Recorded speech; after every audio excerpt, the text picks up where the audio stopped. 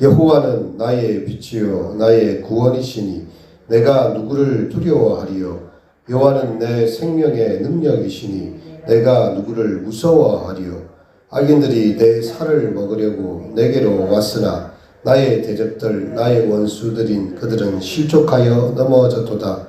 군대가 나를 대적하여 진칠지라도 내 마음이 두렵지 아니하며 전쟁이 일어나 나를 치려 할지라도 나는 여전히 태연하리로다.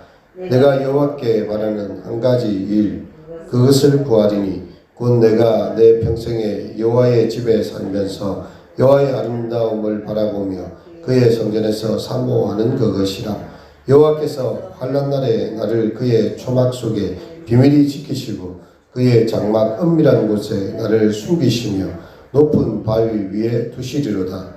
이제 내 머리가 나를 둘러싼 내 원수 위에 들리리니 내가 그의 장막에서 즐거운 제사를 드리겠고 노래하며 여호와를 찬송하리로다. 아멘. 이 새벽에 나오신 우리 성도님들에게 주님의 은총이 함께 하시기를 바랍니다. 우리는 오늘 이 다윗의 유명한 시편 27편을 보게 되었는데요.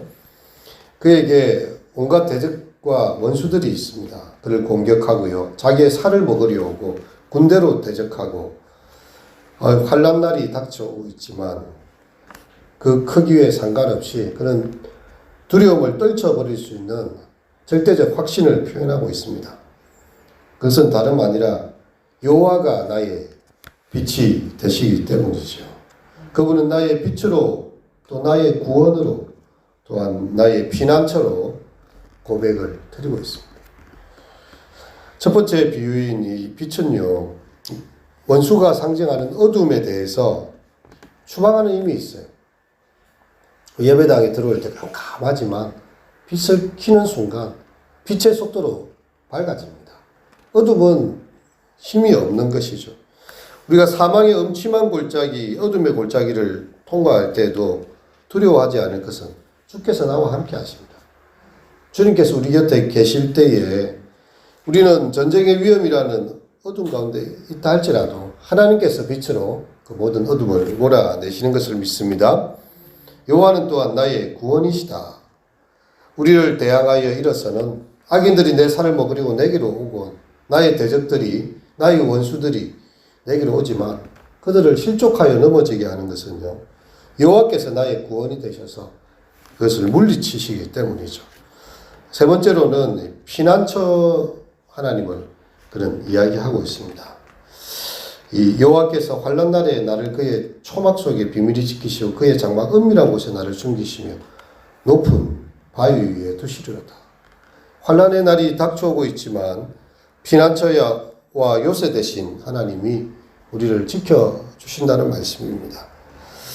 이 3절의 내용과 더불어 이 세 가지 모든 용어들이 이 모든 군사적인 용어들과 이렇게 연관이 있는데요. 이 다윗의 시입니다.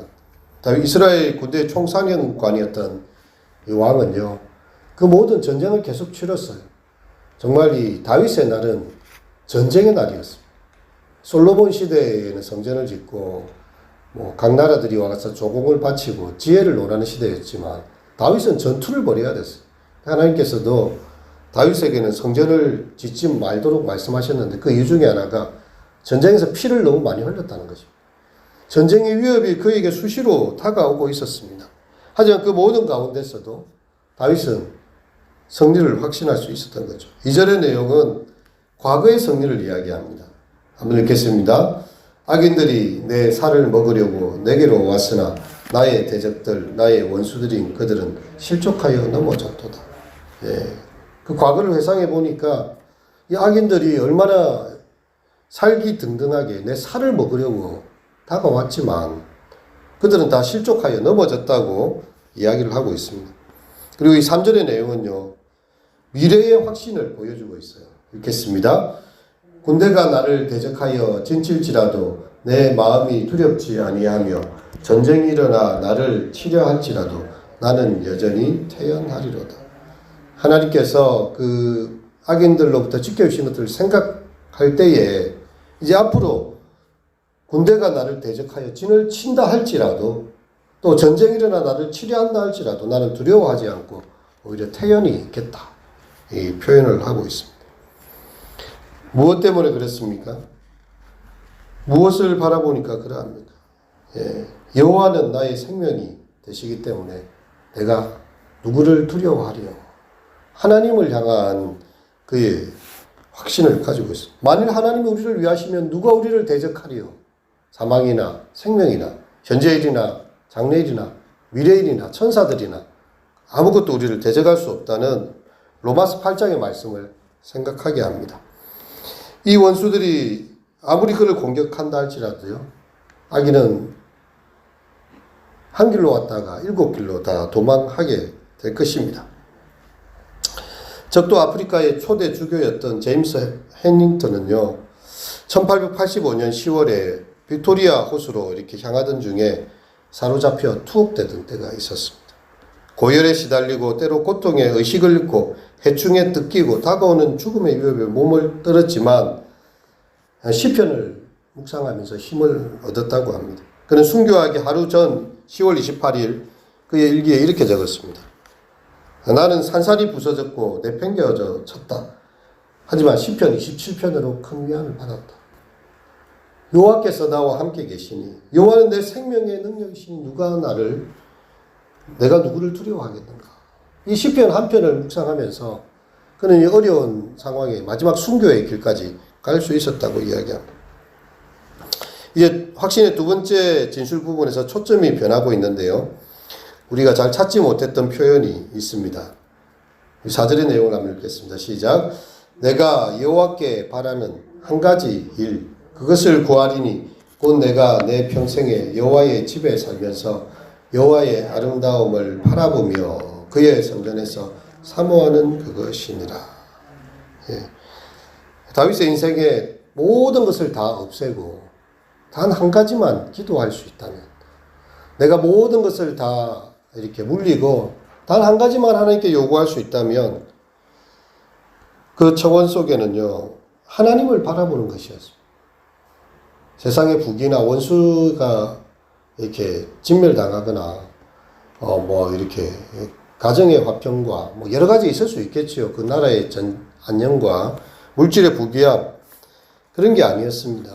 다윗은 곧 내가 내 평생에 여호와의 집에 살면서 여호와의 아름다움을 바라보며 그의 성전에서 사모하는 것이니라. 이 세상의 아름다움은 다 왔다가 사라집니다.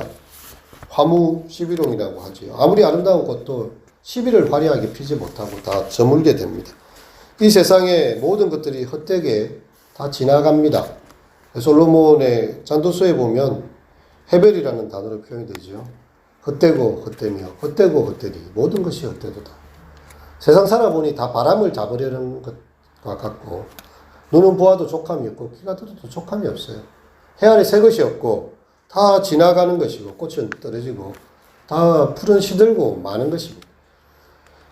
다윗은 이 허무한 세상, 지나가는 것들에 마음을 둔 것이 아니라 내가 여호와께 바라는 한 가지 일, 그것을 구하리니 내 평생에 여호와의 집에 살면서 그 아름다움을 바라보며 그 성전에서 사모하는 것이다. 여호와께서 환난 날에 나를 그의 초막 속에 비밀히 지키시고 그의 장막 은밀한 곳에 나를 숨기시며 높은 바위 위에 두시리로다. 이제 내 머리가 나를 둘러싼 내 원수 위에 들리리니 내가 그의 장막에서 즐거운 제사를 드리겠고 노래하며 여호와를 찬송하리로다. 이렇게 노래 부르고 있습니다. 이 시의 요청의 핵심은 4절의 하반절에 나와 있죠. 여호와의 집에 거한다는 사실입니다. 여호와의 집에 거한다는 것은 이렇게 다른 곳을 가지 않고 예배당에만 있다 이런 말이 아니죠. 내가 어느 곳에 있든지 간에 여호와의 집에 있는 것처럼 하나님의 면전에서 살아가는 것입니다. 내가 사망의 골짜기를 지날 때에도 여호와께서 나와 함께 하심을 보고요. 어떠한 군사적인 어려움과 고통과 위협이 있다 할지라도 하나님의 전을 배우는 것처럼 그렇게 살아가는 신전의식이죠. 우리가 이 꽃 한 송이도 똑같은 꽃이 없다고 하지 않습니까? 사람마다 지문이 다 다르듯이 모든 천지 만물에 단 한 가지도 똑같은 것이 없어요. 그 모든 것 가운데서 하나님께서 다 살펴보시고 오늘 아침에 있다가 저녁에 아궁이에 던지는 덜풀조차도 하나님께서 다 입히신다고 했습니다. 참새 2마리가 한 아사리온에 팔리는 것이 아니냐. 하지만 하나님의 허락하심이 없이는 그 중에 한 마리도 땅에 떨어지지 않는다. 그래서 온 천지 만물의 모든 것 가운데 행하시는 하나님, 여호와의 성전은 온 우주에 충만하고요. 우리가 살아가는 모든 것이 하나님의 통치를 벗어나는 단 1cm의 영역도 없다. 그래서 여호와의 집에 이 온 세상이 다 여호와의 집인 것이죠. 그래서 그가 전쟁터에 있어도 그곳이 여호와의 집이고, 그가 집에 있어도 하나님을 배웠고, 그가 어디를 행하든지 여호와의 전 가운데 있는 것입니다. 우리 신학적인 의미로 보면 너희가 하나님의 성전인 것과 하나님의 성령이 너희 가운데 가는 것을 알지 못하느냐. 정말 우리가 성령과 동행하고 하나님과 동행할 때에 그 어디나 하나님 나라가 되는 것입니다. 그래서 이 시인은 하나님의 임재 가운데서 그가 항구적으로 거하게 될 때, 하나님의 임재의식 속에 사로잡혀 있게 될 때에요, 2가지 결과를 이렇게 보게 되었는데, 첫 번째는 여호와의 아름다움을 앙망할 수 있게 되어진 것입니다. 특별히 이제 구약적인 의미로 보면 성전 안에는 하나님의 언약궤가 있어요. 하나님의 아름다움과 영광에 대한 특별한 경험이 있게 되는 것입니다. 언약궤에는 무엇이 들어갑니까? 아론의 쌍난 지팡이가 들어가죠. 하나님께서 죽어버린 지팡이에 싹이 나게 하십니다. 살구꽃이 맺히게 하세요. 하나님의 임재를 보여주는 것입니다. 죽었던 나무가지도 살아나게 하시고 살구꽃이 피게 하시는 쌍난 지팡이. 거기에는 만나가 있습니다. 그 광야의 길을 지날 때 아침마다 그들은 일어나서 양식이 뿌려져 있는 것을 보았어요. 이것이 무엇이냐? 히브리어로 이 말이 만나라는 말이에요. 본 적이 없어요. 만나. 이게 뭐야? 본 적이 없어요. 조상들도 먹은 적도 없고. 근데 아침마다 뿌려져요. 이게 뭐냐라는 말이 만나죠. 그럼 그들은 매일 기적을 경험하고 살았다는 말입니다. 세 번째는 이 모세가 받았던 돌비가 있어요. 하나님의 언약의 말씀입니다. 분명하게 말씀하시고 신이 새겨주시고 또 모세를 통해서 새기신 그 말씀, 하나님의 임재를 볼 수 있는 그 언약궤 곁에서 하나님께서 이 우주를 통치하시고 다스리시고 함께 하시는 그 여호와의 임재를, 그 아름다움을 갈망할 수 있었던 거죠. 그리고 하나님 임재 가운데 있을 때에 그런 성전에서 언제나 물어볼 수 있었습니다. 정말 왕이 출전하기 전에 성전에 들어가서 하나님 앞에 기도합니다. 다윗이 그러했어요. 전쟁을 할 때 물어봅니다. 하나님, 이번에 전쟁을 하면 이길 것 같습니까? 질 것 같습니까? 물론 이제 이 군대 장관들이나 상황적으로 보면 질 전쟁이 뻔합니다. 하지만 다윗은 먼저 기도했죠. 하나님께서 말씀해 주십니다. 내가 반드시 너와 함께 하겠고 전쟁의 승리를 줄 것이다. 다윗은 그 확신을 가지고 하나님께서 주신 음성 가지고 적군을 달립니다. 왜냐하면 하나님께서 이긴다고 말씀하셨기 때문에. 어떤 때는 하나님께서 전쟁을 하지 말라고도 하십니다. 그냥 이거는 쉬어가라고도, 분명히 이길 수 있는, 한 손에 끝낼 수 있는 전쟁 같은데도 하나님께서 다윗에게 멈추라 하십니다. 그럼 다윗은 하지 않아요. 여호와 앞에 물을 수 있다. 우리가 하나님의 뜻을 물을 수 있고 그 뜻 가운데서 예배하고 또 이렇게 제사하고 하나님의 인자하심을 구하는 것, 그것이 바로 신앙의 이 모습이죠. 14절 내용을 한번 읽어볼까요? 제 끝에 있는 말씀 시작. 너는 여호와를 기다릴지어다. 강하고 담대하며 여호와를 기다릴지어다. 예, 환난 날 그 초막 속에 비밀이 지키시고 그 장막 은밀한 곳에 숨기시며 높은 바위 위에 두시는 하나님, 그 하나님의 임재 안에 들어갔어요. 그 성전에서 여호와를 기다리는 거죠. 하나님께서 내게 무엇을 말씀하시는가? 그리고 우리가 환난의 시간을 오늘도 지나갑니다. 우리의 살아가는 환경이 그렇게 녹록하지 않습니다. 아무도 살아보지 않은 새로운 환경들은 매일매일 다가옵니다. 그리고 어제의 판과 오늘의 판이 다르지 않아요. 마치 바둑을 하는 사람이 돌 하나가 그 위에 놓이는 순간 모든 지평이 바뀝니다. 방금 이기고 있는데 이 돌 하나 때문에 위기에 빠지기도 합니다. 매일매일 새로운 환경이 우리에게 열려지고 있어요.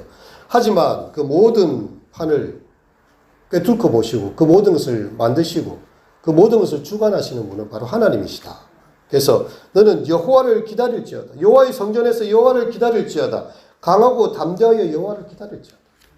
여러분 우리가 왜 기도합니까? 주님의 음성을 듣기 위한 거 아닙니까? 어떤 사람 와서 자기 이야기만 하고 와요. 하나님께서 말씀하시려고 해요. 이제 기도하다 보면 하나님의 음성을 들을 때가 있지 않습니까? 들어야 되는데 막 자기 이야기 가버려요. 지금 안 하려고 한다는 그 때때는 침묵하는 기도도 필요합니다. 왜냐하면 하나님께서 내 병인의 음성을 주실 때가 있거든요. 근데 우리는 자기 할 말만 하고 다 가버리는. 우리 애들과 대화하면 그렇지 않습니까? 막 해주세요. 가버려요. 이제 할 말이 있는데 그래. 내가 이거 언제 주겠다. 어떻다라고 하고 싶은데 다윗은 기다렸습니다. 여호와를 기다렸습니다. 강하고 담대하게 여호와를 기다렸습니다. 하나님께서 이것에 대해서 무슨 말씀을 하실까를 세미한 귀를 열고요. 하나님의 음성을 듣고 그 앞에서 그렇게 기다리는 사람이었습니다. 6절 말씀 읽겠습니다. 이제 내 머리가 나를 둘러싼 내 원수 위에 들리리니 내가 그의 장막에서 즐거운 제사를 드리겠고 노래하며 여호와를 찬송하리로다. 결국 하나님의 음성을 듣고 그 말씀 앞에 그 성전에서 사모했던 다윗은요. 내 머리를 원수 위에 들게 하시는 하나님, 그의 장막에서 즐거운 제사를 드리게 하시는 하나님, 그 하나님께 노래하며 여호와를 찬송할 것으로 자신의 신앙을 고백하고 있는 것입니다. 태양이 장렬하는 그런 사막 한가운데서 나그네에게 쉴 곳이 되고 또 홍수가 있을 때 높은 바위가 안전한 처소가 되는 것처럼 하나님은 우리의 환난 날의 보호가 되시고요. 그 구원으로 인해서 결국은 하나님을 노래하며 그 앞에 찬양하게 될 것이다. 이것이 다윗의 기도며 찬송인 것입니다. 오늘 하루 정말 하나님께서 주시는 귀한 은총들을 사모하며 그 성전에서 기도하실 때에 주님의 음성 듣고 주님의 말씀을 기다리고 그 은혜 가운데서 마침내 찬송하게 되시는 우리 모든 성도님들 되시기를 축원합니다. 기도하시도록 하겠습니다. 내가 여호와께 바라는 한 가지 일, 그것을 구하리니 곧 내가 내 평생에 여호와의 집에 살면서 여호와의 아름다움을 바라보며 그의 성전에서 사모하는 그것이라.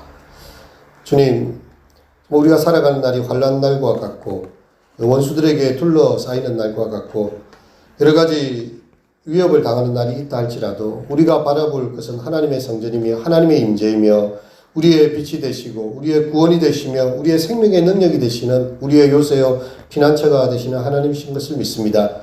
이 새벽 우리가 나와 여호와의 전에서 주의 얼굴을 앙망하며 주님의 음성을 기다리며 또 그 말씀 가운데 오늘도 거하기를 원합니다. 주여 우리와 함께 하시고 우리에게 주시는 삶의 은총들을 인하여서 마침내 즐거운 제사를 드리고 노래하며 여호와를 찬송하는 우리 모든 성도들 되게 하여 주시옵소서. 예수님의 이름으로 기도드립니다.